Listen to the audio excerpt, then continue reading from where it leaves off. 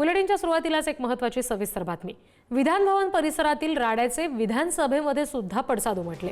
विधान भवनातील राड्याची गंभीर दखल घेऊन कारवाई करा, कारवाई न केल्यास भविष्यात जनता विधान भवनामध्ये येऊन आमदारांना मारेल, असं वक्तव्य हे शिंदेंच्या शिवसेनेचे मंत्री उदय सामंत यांनी विधानसभेमध्ये बोलताना केलं। तर भाजप नेते सुधीर मुनगंटीवार यांच्याकडून सुद्धा कारवाईची मागणी करण्यात आली। कोणामुळे मारामारी झाली, कशामुळे झाली याच्याशी आमचं काही घेणं देणं नाही, पण हे सभागृह प्रथा आणि परंपरांनी चालतं। मुद्दा असा आहे, कोण कोणाचे कार्यकर्ते होते, कुठच्या पक्षाचे होते याच्याशी कुठच्याही सदस्यांचा संबंध असेल असं मला वाटत नाही। पण जे मी ऐतिहासिक घटना एवढ्यासाठीच म्हटलं की काल हा प्रकार घडल्यानंतर आज सकाळपासून सोशल मीडियावर, इलेक्ट्रॉनिक मीडियावर, सगळ्या वर्तमानपत्रांतनं ज्या पद्धतीनं विधानसभेच्या प्रथा आणि परंपरांची अवहेलना झालेली आहे, त्या संदर्भात आमचं सगळ्यांचं मत आहे की ज्यांनी ह्या मारामाऱ्या केल्या त्यांच्यावर कडक कारवाई झाली पाहिजे।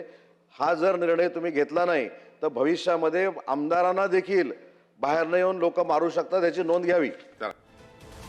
या संदर्भात आणखी तपशील आपण घेणार आहोत। प्रतिनिधी सुशांत सावंत आपल्याशी जोडले गेलेले आहेत त्यांच्याकडून।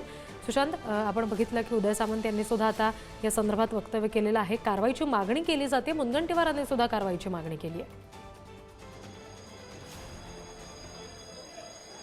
अगदी बरोबर आहे रिद्धी, आपण जर बघितलं असेल तर काल खरं तर संध्याकाळी हा प्रकार घडला आणि त्यापासूनच इथे विधिमंडळात त्याचे पडसाद उमटत आहेत। विरोधी पक्षातील आमदार जे आहेत ते आरोप करतायत राज्यात कायदा सुव्यवस्था राहिली नाही असा आरोप खऱ्या अर्थानं विरोधी पक्षातील आमदार करतायत। तर दुसरीकडे सत्ताधारी पक्षातील मंत्री आणि आमदारांचं देखील हेच म्हणणं आहे की इथे या ठिकाणी आपण प्रश्न मांडण्यासाठी येतो, जनतेचे प्रश्न सुटावे यासाठी येतो, मात्र अशा पद्धतीने हाणामारी विधिमंडळ परिसरात योग्य नाही आणि त्याची गंभीर दखल सरकारने आणि विधिमंडळाने घ्यावी असं खरं तर म्हणणं आहे। मात्र आपण जर आज पाहिलं असेल तर जितेंद्र आव्हाड देखील काही वेळापूर्वी आलेत, गोपीचंद पडळकर देखील या काही वेळापूर्वी आले। गोपीचंद पडळकर यांनी माध्यमांशी प्रतिक्रिया दिली त्यांनी आणि त्यानंतर ते सभागृहात गेले। मात्र आता सभागृहात देखील आज अधिवेशनाचा शेवटचा दिवस आणि शेवटच्या दिवशी काल झालेल्या राड्याचं प्रकरण आज गाजू शकतं।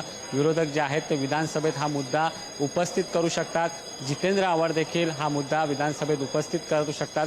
आता विधानसभा अध्यक्ष नेमके काय निर्णय घेत आहेत, काय नेमके आदेश देत हे बघणं महत्त्वाचं आहे। मात्र रिद्धी बघितलं असेल तर सकाळपासूनच विधिमंडळ परिसरात सुरक्षा व्यवस्था जी आहे ती कडक करण्यात आली आणि जो कोणी या ठिकाणी येतोय त्याचा पास तपासला जातोय।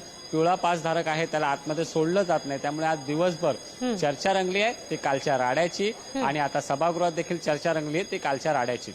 अगदी, त्यामुळे आता आज दिवसभरात सुद्धा या सगळ्या प्रकरणात काय घडते याचं तपशील वेळोवेळी तुमच्याकडून घेऊ। सध्या धन्यवाद सुशांत दिलेल्या माहितीसाठी।